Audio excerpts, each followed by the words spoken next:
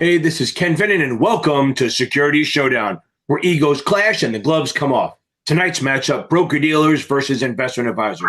One sells you what you want, the other claims to act in your best interest. Who's the hero and who's the villain? Let's meet our fighters, Sarah, who believes in commissions make the world go round, and Mark, who swears by fees and fiduciary duty. Let's rumble.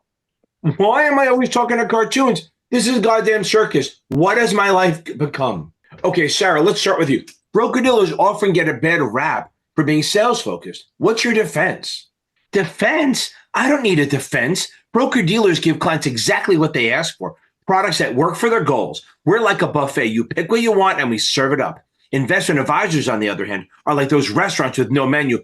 Trust the chef, they say, while charging you triple for something you don't even want. Buffet? Try a used car lot. Broker-dealers push whatever pays them the biggest commission. Meanwhile, investment advisors are fiduciaries. We put our clients' interests first, not our paychecks. Sarah's team is all about conflicts of interest wrapped in a shiny sales pitch. Oh, here we go again with the fiduciary sermon. Newsflash, Mark, just because you charge a fee doesn't make you a goddamn saint. At least I'm upfront about how I get paid. Your precious fees are just commissions with a bow on top. Okay, Mark, let's talk conflicts of interest. Investment advisors claim to avoid them. True? Absolutely. As fiduciaries, we are legally obligated to act in our client's best interest and just goes any conflicts. Broker-dealers, on the other hand, just have to meet the suitability standard, which is basic code for good enough. If Sarah sells you a product that works for you but lines her pockets, that's fine by her rules. Suitability isn't good enough, Mark. It's tailored to the client's needs. And let's not pretend you're conflict-free. You charge fees based on assets under management, so you're incentivized to tell clients, don't pay off your mortgage, give me the money instead. You're just as biased, but you dress it up in fancy legal terms. Wow, Sarah, that's rich coming from someone who gets kickbacks for pushing mutual funds with 12B1 fees. At least my fees are transparent. Your conflicts are hidden in fine print so small, even lawyers need a magnifying glass. Kickbacks? You mean the commissions I earn for providing real value to my clients? Sorry if that bothers you, Mark. Maybe you should try working in sales. You might learn how to talk to actual people. Let's dig into the rules, Sarah. Broker-dealers are regulated by FINRA, but Mark's camp has the SEC. Who's got the better oversight? That's right, Ken. Broker-dealers are under the watchful eyes of both FINRA and the SEC, which means we've got double the oversight to protect investors and keep things running smoothly. Investment advisors, on the other hand, only deal with the SEC, which is so busy with hedge funds and corporate filings, they barely have time for Mark and his ivory tower pals. Double the oversight? That's a stretch, Sarah. FINRA is a self-regulation at its best, like letting teenagers set their own curfews. Sure, the SEC looks over your shoulders, but let's not pretend FINRA is run by the same firms it's supposed to be policing. At least the SEC holds us to one clear, consistent fiduciary standard. One clear, consistent fiduciary standard? You mean the SEC telling you to slap best interests on everything and call it a day? FINRA actually understands how the industry works. We're held to a suitability standard that ensures clients get what they need without drowning in unnecessary paperwork. Suitability? Oh, you mean the good enough standard? Broker-dealers only have to make sure the product isn't terrible. Meanwhile, investment advisors are required to act in their client's best interest. That's where we're trusted more, because we're not playing both sides of the table. Trusted more? Please. Your fiduciary halo doesn't mean squat when your AUM fees pile up year after year, even if the client never makes a single change. At least broker-dealers only get paid when we actually do something. Your clients are paying for a glorified lecture. Let's paint a picture, Sarah. What's a scenario where the broker-dealer is the better choice? That's easy. Say a client wants to buy a specific stock or bond. They don't need any long-term plan. They just need execution. Why should they pay Mark's fees when all they want to do is buy Apple stock? Broker-dealers get it done fast with no unnecessary fluff. Right, because nothing says personalized service like selling a product and disappearing until the next trade. If a client wants real financial planning, retirement strategies, tax efficiency, estate planning, they need an investment advisor. Broker-dealers are fine if you're okay being a number on a spreadsheet.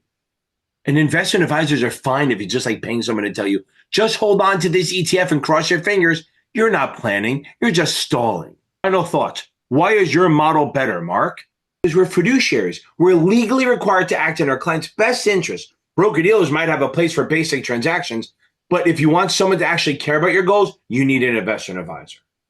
Care about your goals? That's cute, Mark. My client wants result, not hand-holding. Broker-dealers get the job done efficiently and affordably.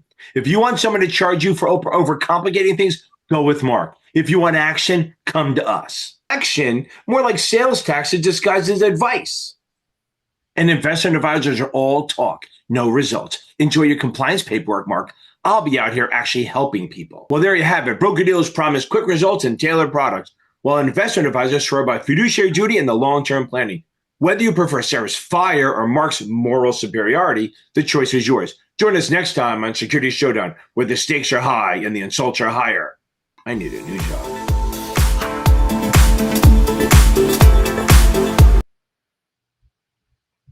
Welcome on Thursday night. Hope everyone's doing well. Happy Thursday. It is NASAA night. It is NASAA all night, every night. No, NASAA Thursday nights. It's only tonight. Tuesdays is FINRA. Tonight is NASAA. Remember that, okay? So if you want to celebrate a win, I don't care what test you is, but you are. But if you if you have a question on the NASAA questions, bring it up and we'll get going. Okay. Again, what's weird is that Thursday night's always a little weird. And again, it's a night before 4th of July, so I might be starting early. But remember, anyone who is in my Zoom class, remember, we have the Zoom membership, right? Every Friday night, we usually meet. It's like $25 for a month, and we meet for an hour. It's a class from 6 to 7. But since I'm not doing 4th of July, I'm doing it tonight after the live. So if you guys have questions about it, email Jeff at Capital Advantage Tutoring, and he's my COO and partner.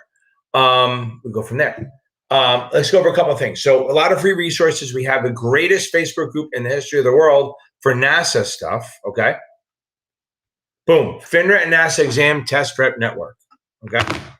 FINRA and NASAA Exam Test Prep Network, okay? There's about 8,000 people in it, a bunch of people in there. It's private, so you have to answer a couple questions to get into. Make sure you answer the questions because I try to keep out the spammers and the people trying to telemarket and sell shit all the time. It's a great group. At least, I don't know, there's probably like 1,500 people left who pass the exam who just stay in for the sense of community. It's great. As I say all the time, it's not, if you pass, that's great. We go snap, snaps, you won, boom, boom, boom, right? Whatever. So I don't post it anywhere else. People win. Nobody needs to know that shit. It's when you fail is when you need the help, right? You pass, you're good. You know you passed. And we celebrate you here. But if you fail, that's where you need the support. That's where you need somebody to come in and go, hey, I need some help here. And that's where we come in. And that's also, we have a thing that we just started offering with Jeff.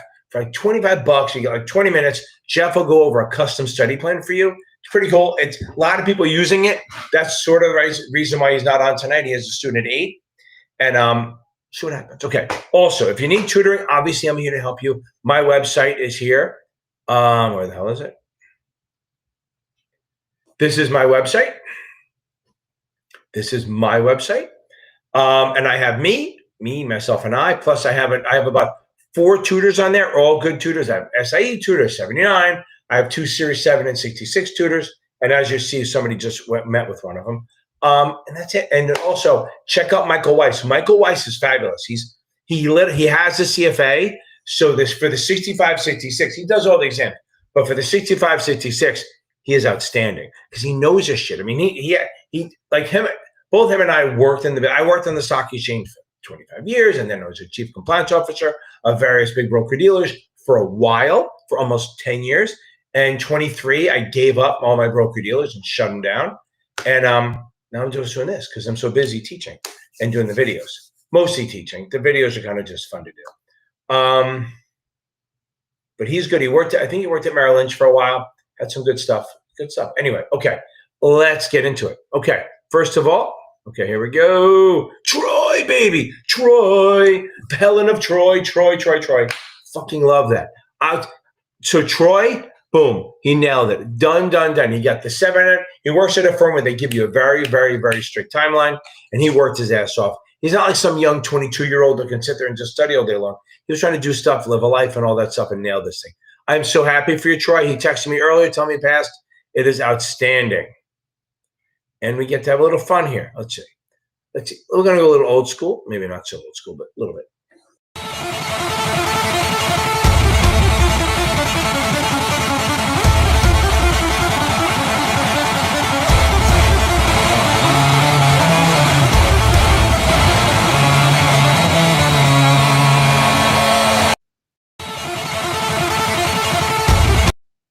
I love it. It's outstanding. That's congratulations, Troy. Now, what's interesting is that Thursday nights are weird. Like, if we don't have a lot of lessons, I'll just kill the damn thing. If we don't have a lot of people asking questions, I'll just kill it and go upstairs for a little bit till the lesson starts. Actually, I'll probably start my Zoom class early. Okay. Here we go. Mark, that's awesome. I'm glad it helped. I think he's good. He's good at what he does. I mean, he's not me, but that's why you're not paying $200 an hour, but he's very good at what he does.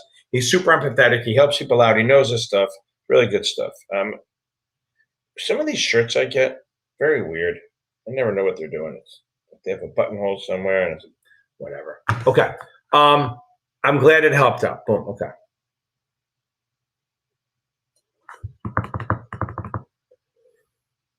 Poof. Yeah, baby. Gary, so hit me, Garrett. Hit me up. Let's do some shit. Okay. Reach out. Go to Jeff. Here's the thing. If you go to if you want the 25-minute session, go to my website, series7exam.org. Hit book with other tutors. I have my own website in there, my link, and then everyone else is on a different one. We keep it separate because I'm trying to build up my business to that way where I teach less. Okay. I like doing the videos. I like having a life. Like, I'm literally on vacation doing these things. I'm in Florida. That's why if you watch Tuesday night, I lost internet because I'm in a place where I don't know how the internet is, and it's like it is what it is. If you go book with other tutors, I think it says custom study plan with Jeff, and he's really good. Look, he says it's 20 minutes long. He goes like 35, 40 minutes every fucking time. Every time. Okay. Lisa, that is outstanding. Boom. I love it. Now, on to the 66, baby. That's where we're here. Let me get into what you should be doing. And Gary Grinder, throw some surprises in here. Okay.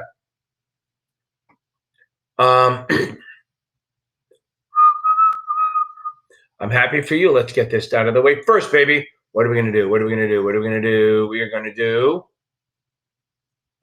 to have some fun with the Bee Gees.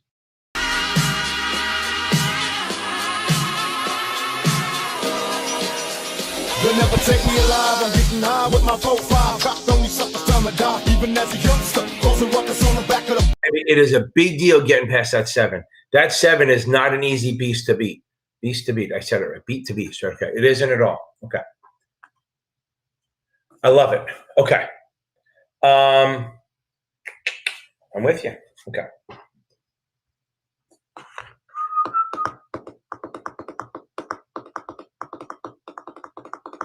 I don't know what you mean by that. You mean going more for trading, getting the 63? I don't know. Here's my problem with, maybe you're thinking back office and stuff. I don't know what you mean. Okay. Let me do it this way. Ooh, a little green in the background. Let me change that background. What does that look like? Let's see. Ooh, that's like giving me. Let's see what we got here. Okay, we'll go with that one. A little space. There we go. A little like freaky shit. Okay, now, I don't know what you mean, but if you mean by like the broker-dealer side and back office, that's fine. But the thing is, advisory, yes. I mean, here's a question. Are you thinking of switching because the 66 is hard? Because I have people who do that. They switch because they think it's hard, okay? And that's the problem. You shouldn't think that way. I don't think you are because I think you're willing to take it again. But you can do it. But advisory is like you get to be on the same side. If you get with a good team, you can really have a nice life. I do think financial advisors, once they get going, it's an easy job. It really is. It's just like once you get it going and you have your clients going, you're in a great, great, great, great shape. You really are. I mean, it's just like once you get that going and you build on it, builds on itself, you get referrals, all this stuff. It's amazing. Okay. Okay.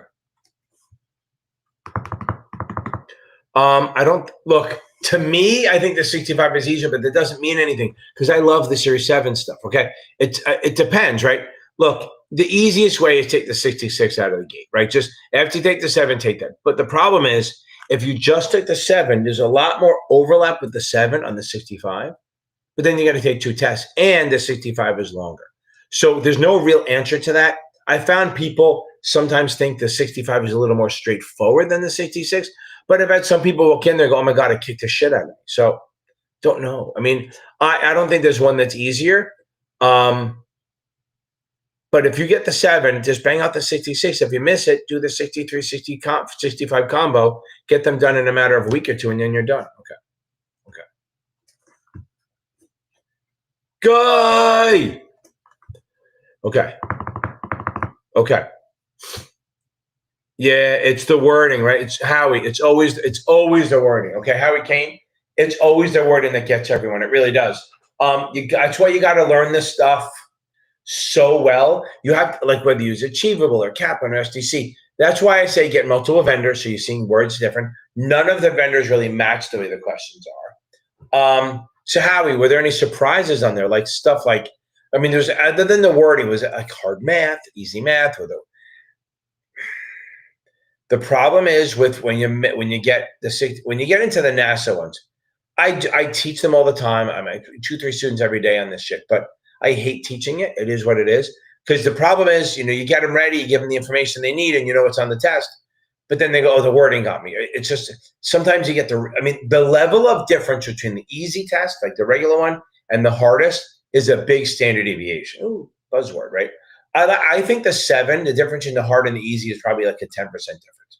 I think with NASA between the hardest and the easiest, if you had the hardest possible and the easiest, it's probably 25 or 30% difference. Because I literally had a student, he came to me, after he got a 70, he missed the 65 or the 66 by like 1 point. He got like a 72 on it, right? Then a month later, he studied his ass off. Then I met him after this and we got him to pass it. But the second time he took it, he got a 48. That's not normal. I mean, I understand going 48 to 70, but 72 to 40 and 48, and he studied his ass off, that doesn't make sense, right? He started a complaint. We got him past the 66, 30 days later. So he dropped all his complaints. But he was going to the Attorney General, everyone, to figure this shit out. Okay. Hold on. Guy, you did not tell me that. That is awesome.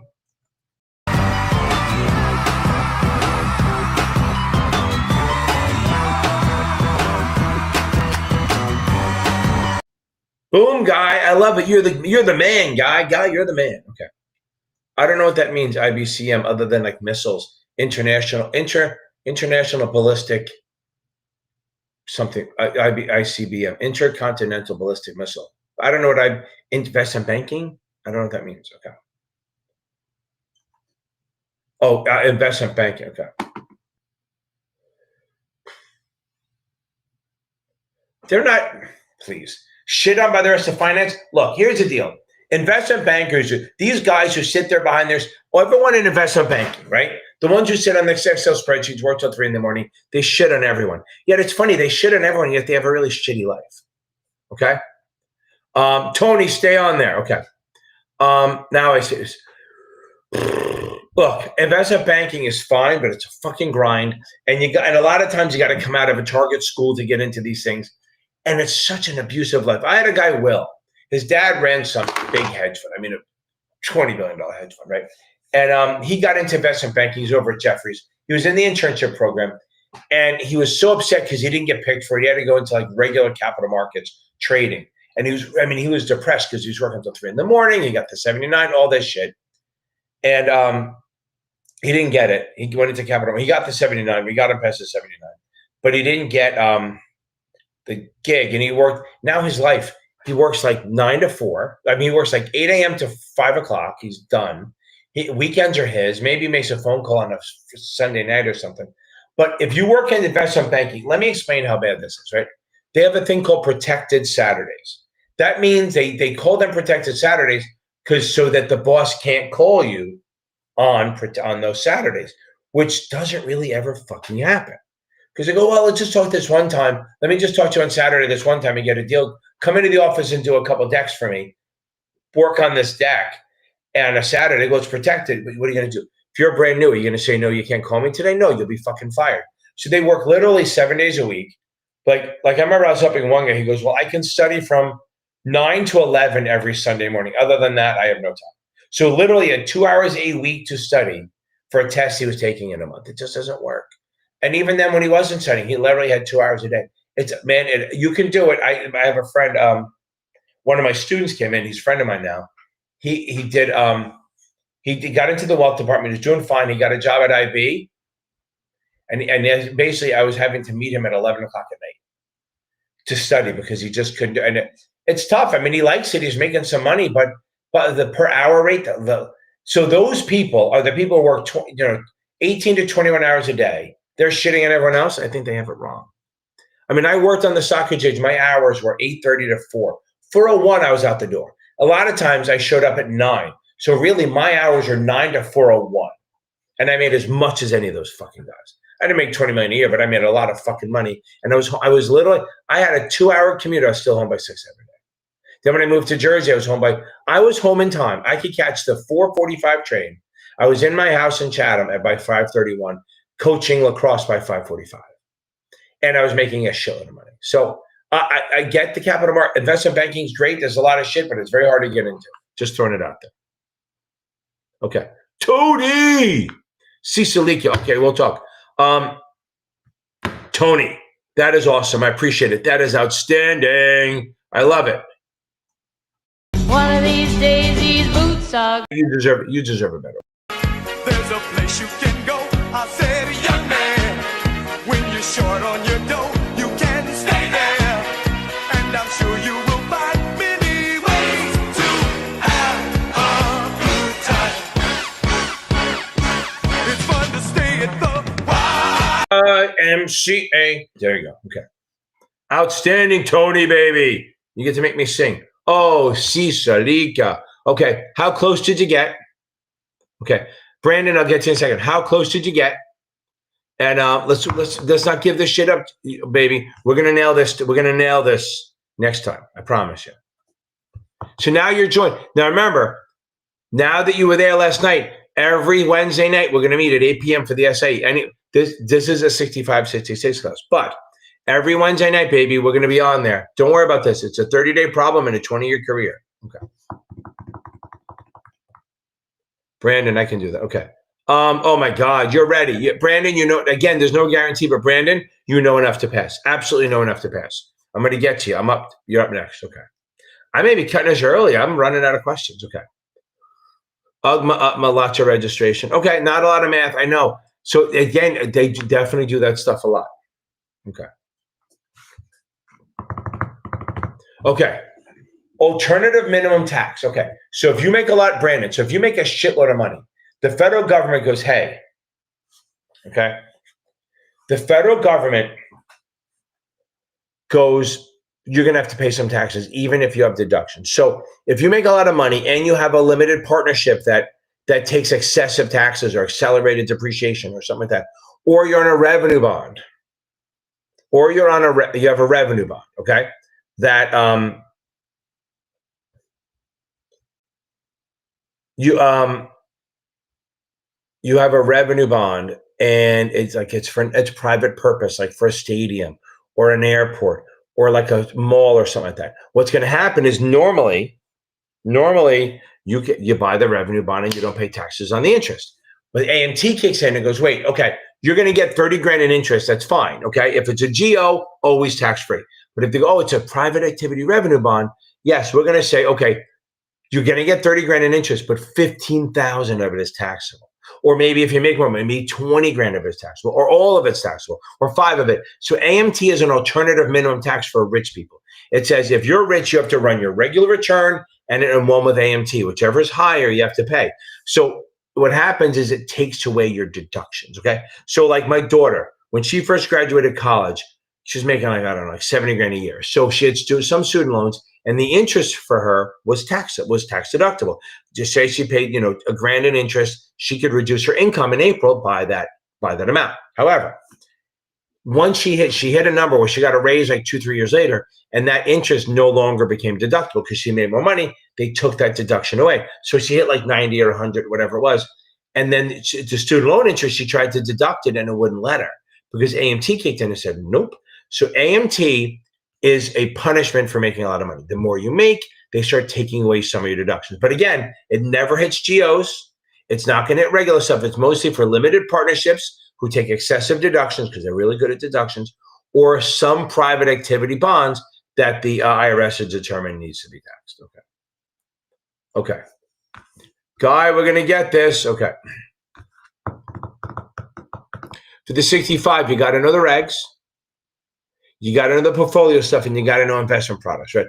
So you got to know the regs. That's like 36% of the test, whatever. It's not 50, but it's like 30 to 39% of the test. We have investment vehicle stuff like investment vehicle characteristics like insurance, retirement, bonds, stocks, preferreds, all that stuff. And then portfolio analysis, which is like, top down, bottom up, fundamental versus technical. Not super detailed, but it's on there. It's there. That's really what it is. But again, if you don't get the regs, you're going to fail. If you don't have the investment vehicles done, you're going to fail. But I have found a couple of people said the regs questions on the 65 seem to be more straightforward than the 66. The 63 regs questions, even though it's nothing but regs, seems to be a little bit more straightforward than the rest.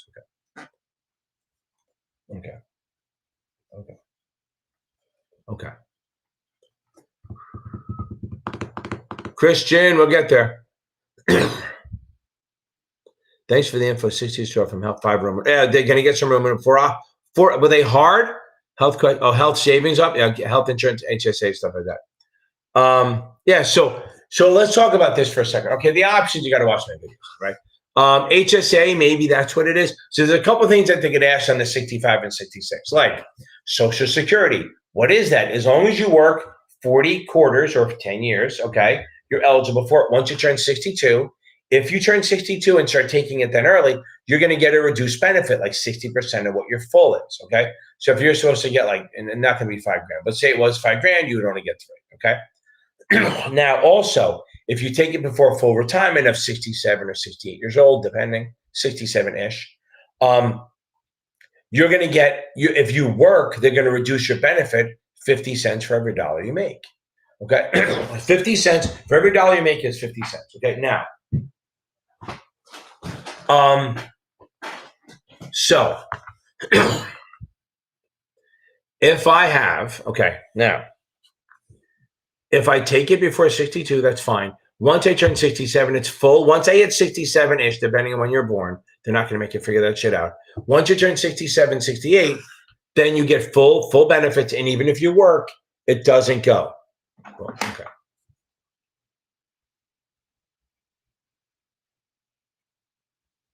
Now, next, if you wait till you're 70, you get a bonus. Now, let's say you're married, okay? Let's say you're married, I'm married, and we're married for 10 years, and we're married for 30-something years. Say I'm married, and we get divorced, and then we decide to retire. My wife can choose between her Social Security benefits or mine, whichever is higher, as long as you've been married for at least 10 years, and she didn't get remarried. So whoever's the higher benefits can get married all they want. It's the person who wants to choose between yours and the next one. If they get married, they lose it all. Now, that's Social Security. Medicare is once you turn 65, you can get Medicare, and they have different plans, right? They can add like plan A through D and stuff like that. Now, what showed up in the test, which I did a couple of videos on way early, right when I first heard it, like months ago, there's a thing called IRMA, I-R-M-A-A, okay? I think it's I-R-M-A, whatever it is.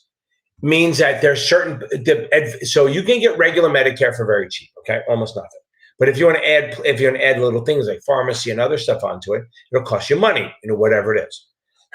Okay, now, if you make a lot of money, they're going to increase. So it's like IRA is like income related Medicare Advantage, whatever it is, okay, action, okay? So basically it's saying that if you make more money, the premiums go up. I looked at the schedule. It's like if you make under like 15 grand a year, it's free. If you make between 15 and 30 grand a year, it's like $50 a month. And all the way up to like if you make over 200 grand a year, you're paying $800 a month for this, okay? So that's what, basically it's a Medicare Advantage plan that the more you make, the more they charge you each month. So that's IRMA, okay? That's definitely showing up on the test. Hope that helps you a little bit. That's a lot of the, the TOD. So transfer on death is an account where I set it up and I name like my daughter to get the money. Okay. So I put my daughter, she has no rights to the account. She can't do anything. But once I get hit by a bus and die, okay, then all of the money goes right to her. It does not, it avoids probate. That's an advantage. It avoids probate. Okay. However, they say the disadvantage, whatever it is, the disadvantage, it supersedes a will, which means that if I have a will that says all my money goes to my son and I have the TOD that goes to my daughter, whatever's in that account goes to my daughter, regardless of what the will says. So that's a benefit of discharge, whatever it is. And that's it. And remember that the kid who his name is on it does not have power of attorney, can't do anything. Okay. Christian, okay. Okay.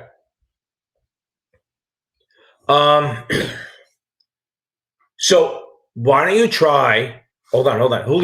Julio, me and Julio down by the schoolyard. Boom, boom, boom. I'll get back to you, Christian. I want to deal with you, but I want to have some happy and sad at the same time. I feel good. I knew it would. Boom, baby. I love it. Julio. Okay, Julio. Okay. I know that not seems hard. Go on my exam walkthrough playlist. Go take those. The first one on there will mimic the exam. Go on the FINRA website. Take that one and see how clear they are. I like them, and I do. However, they do ask questions that are harder than the exam, which is good for you when you're taking it. That'll help you. But go do my exam walkthrough. The first one is going to mimic the exam.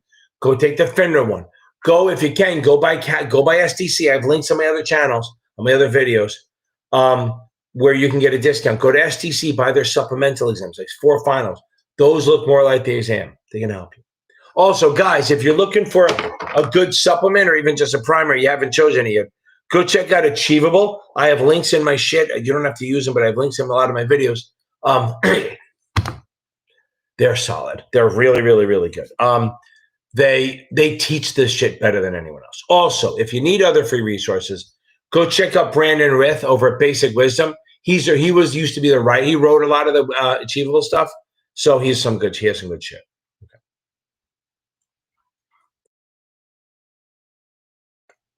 Now, I get that. So it's fine. Maybe you stayed up late. Maybe you're nervous. Whatever it is, we got this. Okay. So what you're going to do is take a couple of days off, take off through the weekend, and then Monday start reading the book. And I think you're past perfect, right? So maybe, just maybe, either go get Achievable. They teach us. Look, if you're taking the essay, Yolanda, go get Achievable. I promise it'll help you. I know they'll give you shit and they'll monitor you, but just go get Achievable and do it when you can. Even if you haven't, spend as much time as you can in Achievable. Even if you have to fake it at past perfect, just pretend to go through the stuff. Reset the Achievable if you have it already. And if you don't have it, buy it. And just go and start over from the beginning. Type in when you want to take the test. It'll tell you what to do every day. And then just do enough on past perfect to keep them from off your ass. Okay. Okay. Date, stay there 1 second.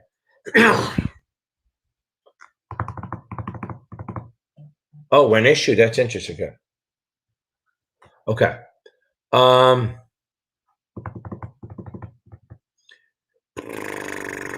Right. A lot of them are stories. Sometimes they're difficult. Sometimes these are fucking hard, right? I agree. That's great feedback. Thank you so much, Lisa. Okay. Boom. Okay. On the 66, I am so sorry. I am so sorry about that. Okay.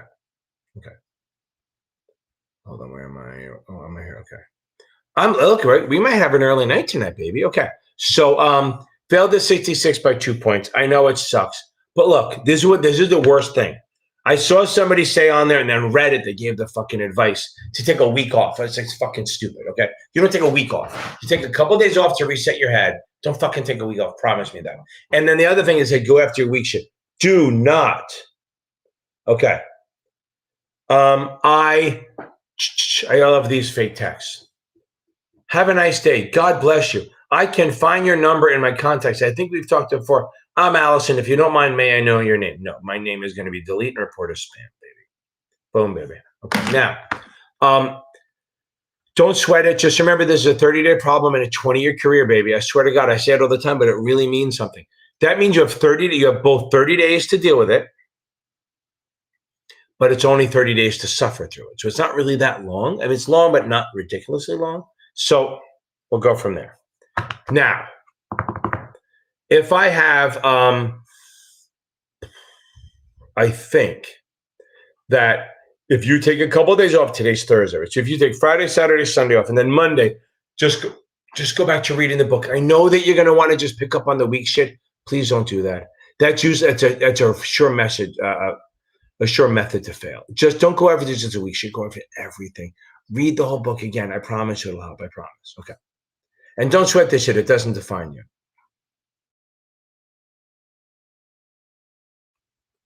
Hold on. Let me get back to that. Hold on. Okay. Oh, probably stable coins, if anything. Okay. Hold on. Because NFT is not a security.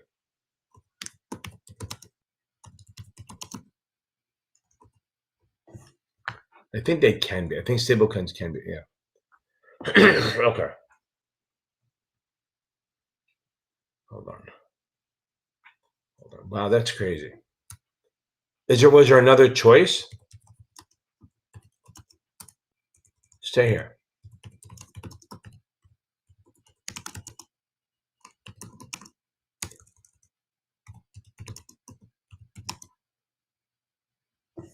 Huh. Somebody else got that question too. Okay. Let's see.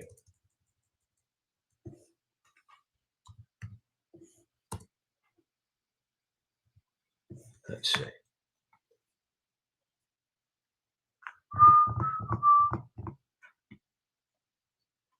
So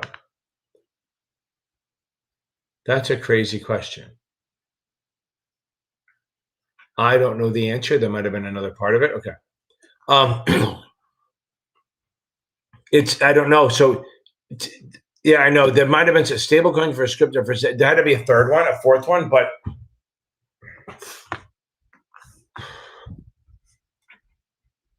oh yeah, so Ethereum is not a security. The stable coins or crypto could both do it. That's crazy. Hold on, let me get to Wizard. Okay. Yes, get fucking achievable. Joanna, anyone who failed with past perfect or whatever it is, go get achievable because you're right. I'm telling you right now. You've said the same thing. So, Joanna, I think they focus too much on the math. I do. They are trying to change it. I promise you that. They are trying to trade. They are trying to change that to make it less like that. But there's only so much they can do right away. They got to keep with their shit. Okay. So yeah, I would definitely get achievable. Or if you can't do that, if your firm won't pay for it, get STC. Okay. Yeah, that's right. But it wasn't math. It was more just understanding it, right? So we have those. Yes. And I agree. People forget customer counts is on these exams. Every exam you want to read about customer accounts, joint accounts, estates, trust, shit like that. And again, if Troy's still on here, I'm so fucking happy he nailed it. Fucking nailed that shit. Don't worry, you took a week off because you had to. I say, look, if you do it, it's fine, but don't go crazy on it, right? You got to kind of get there. Okay. Wizard. Boom, baby. That is outstanding. Everybody get up, it's time to slam now. We got the real jam going down. Welcome to the Space Jam. Here's your chance, do your dance at the Space Jam. All right. Boom, baby. I love it. Wizard. Outstanding. Way to get that first step done. Okay. And I agree. Past perfect is good, but they take a little too long. Okay. Looks like we hit the end of the road, baby. We're at the end of the road. If anyone else has, hold on. Yes, listen, Joanna, I don't disagree. I think if people focus too much on the math, if people focus too much on the math on the 65, Um, um,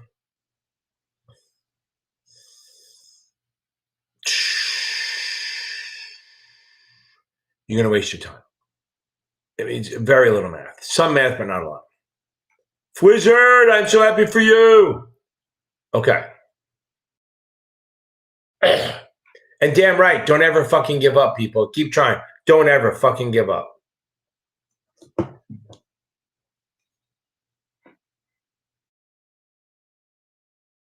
Filter, I appreciate it. Now, here's my thing. It's the same thing. Read the book cover to cover. It's a little different studying because it's a lot more nuance and stuff like that. But swear, I say, read the book first cover to cover. Then go back and do chapter quizzes. Figure out where you're along. If you get under 70, if you get under 70,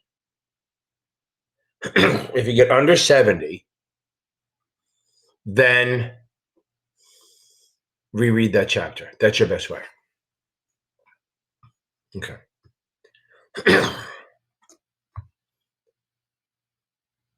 That's really all you're doing is reading the book first, then work on the chapter quizzes. The reason, by the way, anyone who doesn't understand why I say this. I say to read the book first once and then go back and do chapter quizzes. Here's why.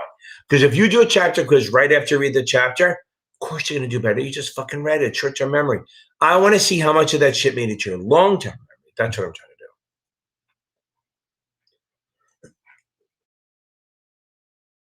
do. I am hoping. I talked to a lot of them at the conference. I bent their ears. I was talking to every one of them. I'm hoping they'll do it. They all understood my points. I made valid points. I have the video saying, it's funny, a lot of them have seen the video. They passed it around a little bit about why they should do it. I don't know. I don't think it made a difference. And to me, saying that would be giving myself some fucking blow my own ass.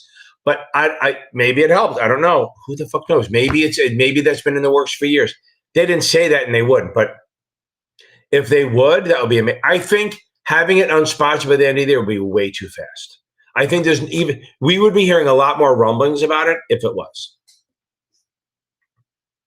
Okay. Boom. Missed you too, but welcome back. Welcome back from good old London. Hope it was fun. Is it as bad as people say it is, or is it fun? I don't even know. People are trying to say it's fucking bad. Okay. Yeah, they all say that because I think that's part of the contract. Because I know the guys at Past Perfect, and they kind of they tell people they don't want people using other vendors, especially the YouTube stuff. Okay, I talked to John about that. He's like, no, it wasn't you. It was somebody else they didn't want him using, whatever, because he thinks he's an asshole, but not me. It is what it is. I don't think, and he could have been blowing smoke. He could think I'm an asshole too, but who the fuck knows? I would say get it. It'll explain this stuff. So, especially when you have Past Perfect, go get it. Having your shit explained that way, it'd be awesome. Having another way to look at this shit will help you.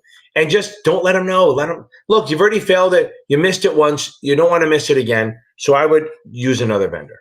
Like they say, using the same thing, doing the same thing over and over again, and expecting a different result is fucking insanity. If you like them.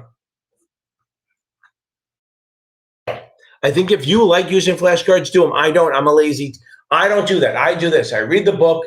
I do chapter quizzes. I read it again, and then I go take the test. I do finals, but that's it. I don't really spend a lot of time like taking notes or writing notes. I don't believe in it. I'm lazy.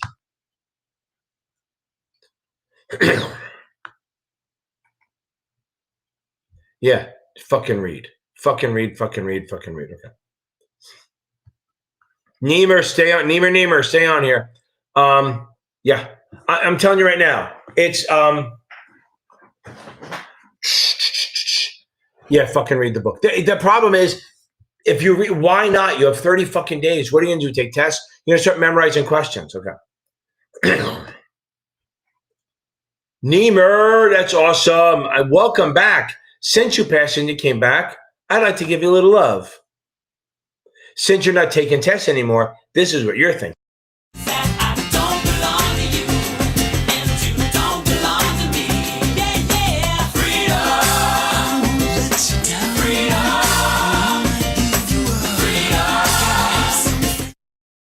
Boom, baby.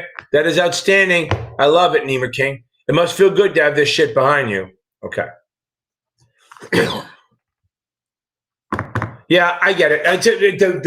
Look, the videos and Instagram and all that makes it seem like it's a fucking war zone with half the towns are fucking gone with protesters and immigrants and shit like that. But it is what it is. Okay. We're gonna get through that. Okay, everyone. I think we're cutting it early, baby. I'll give you guys a minute more to ask questions. If not, let's go get this and get ready for 4th of July, baby. Now, a couple of things. Okay. I'm telling you, it feels fucking free when you pass that last exam. You're like, holy crap. But as I tell everyone, the hard work starts then. Now the hard work starts. That's what I'm getting at. Okay. It's good stuff. I just did a video on anyone who wants to watch it on cash.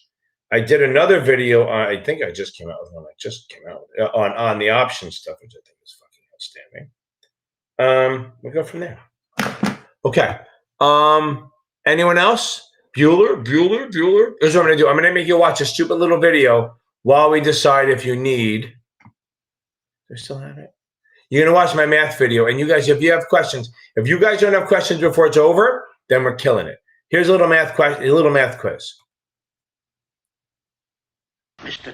There we go. We got a question. I love it. Okay, here we go. Futures and forward contracts. Okay. Futures and forwards are contracts. Remember, they're not securities. That's the big thing. They are contracts to buy and sell a commodity like pigs, hogs, orange. They're the same thing. Oranges futures. If you watch Trading Places, wheat, oil, gas, anything. So these are contracts to sell. So if I'm a farmer, I'm going to say, okay, I am worried that if I'm a farmer right now and it's July, but I'm not pulling my wheat till October like this. Okay. Cecily, we'll get to you. Now, if I'm afraid the price is going to drop before October, I will sell a future. So futures and forwards are literally contracts to buy and sell. So, but here's the difference. It's not like it's like an option, but it isn't. The problem with futures and forwards is both sides are obligated. Both sides are obligated to perform, okay?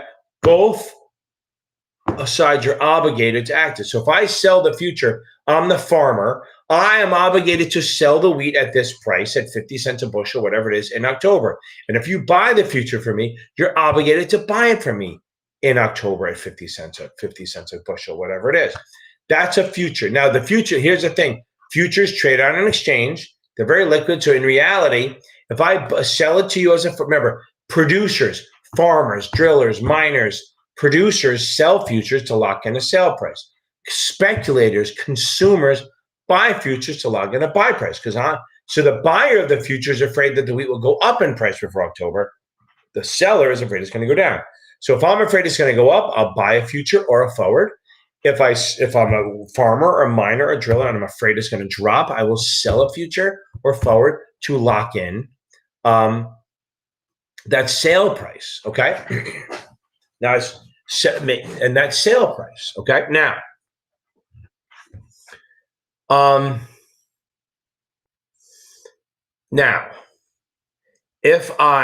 what's the best way to do it? If you trade futures, trade on an exchange, are liquid. So if I sell the future and then I don't want it anymore, I can just buy it back on the exchange and somebody else will take over that obligation. Forwards are not. So ex Maria, I will. If I buy a forward from you, Maria, where I'm going to buy the wheat from you and you're going to sell it to me, we're locked in. I can't get rid of that contract. I am locked into that. The only way I can get rid of that contract is if I get permission from you for the contract. Okay. That's the only way I can do it. So if I get permission from you, then I can get out of it. But it's a future. It trades on an exchange. So remember this, futures and forwards do the same thing. They're contracts to buy or sell. Futures trade on an exchange. Forwards do not. Forwards like a contract between two people, okay? Futures are very standardized. The amount of bushels they cover, the delivery date, where they trade, what you do. Forwards, you can adjust. You can do anything you want. Like if you do a future, it's going to be like for, 5,000 bushels a week. And that's what it is. It's standardized. But a forward can be for 200 bushels if you want. You can make it for whatever you want, whatever you really need. It's tough being in a place you're not used to. Okay. There we go. Sliding around. I feel short. Okay. That's one thing. It feels short in here, but that is what it is. Okay. Other than that, Again, futures and forwards are not securities. You buy futures and forwards if you think the price is going up. You sell futures and forwards if you think it's going down. Futures are standardized and liquid. Forwards are not standardized and they're not liquid. Okay. If you don't want to go with Notman anymore, they're good. Go to use either STC. In reality, Yolanda, use Achievable. If you're going to buy another vendor, get fucking Achievable. I have a link in most of my videos. You can get a $10 discount. Or if you text me, I'll send you the discount. It really is some solid stuff, okay? They're good. As far as teaching material for any test, as far as teaching the material, no one's better than them, okay? I'm going to give you this one more chance. I'm going to throw this on, and then when this is, I'm not going to stop it in the middle. If you get questions, I'll answer them, but I'll have a hard stop at 9, but let's go. Just watch. It's funny. Sorry. Okay, we're good. We're getting out of here. Okay, we are good. I have to learn to finish that one. I think it cut off at the end. Anyway, I think we're good to go. Everyone have a great 4th of July. Keep your fingers. I see all the doctors tell me all the time, keep those fingers. Don't fucking do personal fireworks. Just sit on a fucking beach with your girlfriend or boyfriend and fucking watch them. Don't go off and play with your own. Anyone, have a great weekend. I will see you guys a week from today, baby, and it'll be post 4th of July. Hopefully everyone will be here, and hopefully some guys will be done past the exam. Everyone, you'll have a good night. I will see you later. And Cecily can shoot me an email. If you want one, if you can't find it, just email me at Ken. Oh, what the hell is my fucking email? I'll tell you what. I'm going to yell it out. Hold on. It's Ken at Series 7. Hold on.